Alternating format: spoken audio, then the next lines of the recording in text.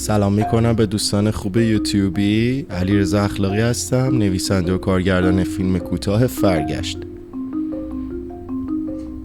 لازم دونستم یه سری توضیحات رو راجع به اولین فیلم داستانی خودم بدم. قبل از هر چیز باید اعلام بکنم که همکنون و در حال حاضر دانشجوی رشته سینما گرایش فیلمسازی هستم و قبل از این 3 فیلم مستند با موضوعات حیوان آزاری، درباره عاشورا و تاریخچه بسکتبال ساختم که این 3 فیلم مستند یکیشون داخل یوتیوب هستش که خوشبختانه نسبت به سایر ویدیوهام با اقبال بیشتری همراه بوده و احتمالاً خواهد بود.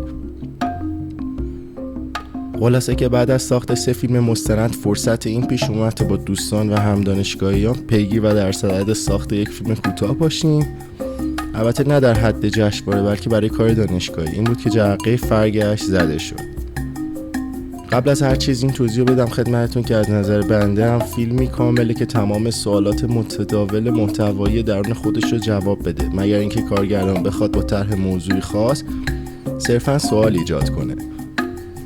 فیلم فرگشت هم حتی از نظر خودم با اینکه به صورت پیش‌فرض باید نسبت بهش تعصب داشته باشم، اینجا اعلام میکنم که انتظارات خودم رو اونطور که شایسته بود نتونست به صورت کامل برآورده بکنه، ولی همونطور که استاد خوبم علی کیا گفت در حین انجام کار است که بخش مهمی از تجربه فیلمسازی دانشجو شکل میگیره.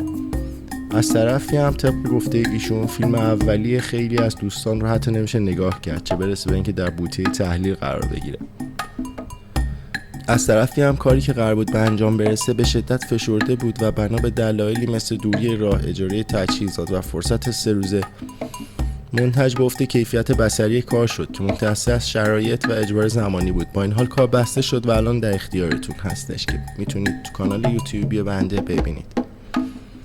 اگر بخوام توضیح محتوایی راجع به ماهیت فیلم بدم، ترجیحاً بر اینه که از اسم فیلم شروع کنم.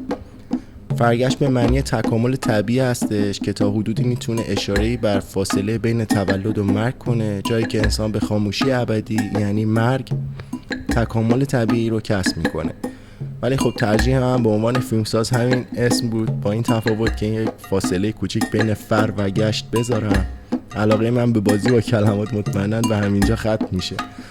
فر به صورت جدا به معنی فر و شکوه هستش و گشت هم به صورت جداگونه میتونه تداعی کننده بازگشت باشه که به نوعی با یک فاصله کوچیک قرار دادن بین فر و گشت میتونیم یک معنی دوم هم به این اسم بدیم، بازگشت با فر و شکوه. حالا چرا بازگشت با فر و شکوه عرض میکنم خدمتتون. داستان فیلم اما اشاره به جوونی داره که در یکی از شهرستان‌های استان کردستان سقز که با کارگاه چرمی که در اختیار داره امرار معاش میکنه. زندگی و اشتیاق و حیات او به شدت متأثر از سفارش کارهایی که به دست میاره و میتونه با اون امور زندگی خودش رو سپری کنه. در پرده اول فیلم نمای معرف داستان فیلم سعی میکنه که خصوصیات و کاراکتر رزگار رو به تصویر بکشه. اون جوانی کامل سنه و مسلط به کار و امور حرفه‌اش. اون به شدت آدم توداریه و قراره در فیلم مزبور تصویرهایی از تصوراتش به تصویر کشیده بشه. این تصورات ریشه در اتفاقات ساده و پیچیده‌ای هستش که براش پیش میاد. او فراز و فرود رو تجربه میکنه و متأثر از اون دنیای ذهنی این آدم شکل میگیره.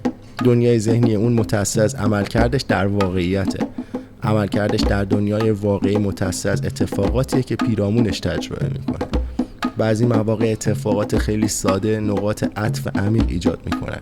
این ریشه در میزان درونگرایی انسان‌ها، در میزان به دست گرفتن ابتکار عملشون هستش. رزگار داستان ما در وهله اول فراز رو تجربه میکنه با سفارش کار جدیدی که میگیره و به نوعی با این مهلت اقتصادی جدید حیات و ثمره خوبی رو برای خودش احساس میکنه. در مقابل اتفاق منفی رو که در وهله دوم فیلم تجربه میکنه سقوط آزاد از وضعیتی هستش که متصور بوده و این سقوط ذهنی تأثیر چه بسا منفی رو در نحوه نگرش اون ایجاد میکنه. با این حال روح درونگرای اون نشون از جستجو برای به دست آوردن کورسوی امید داره. اون زمان رو سپری میکنه برای به دست آوردن امیدی که ناامیدانه پیگیر اون هستش. دقیقاً در همین اوصاف متوجه یک اتفاق مهیب دیگر در زندگیش میشه.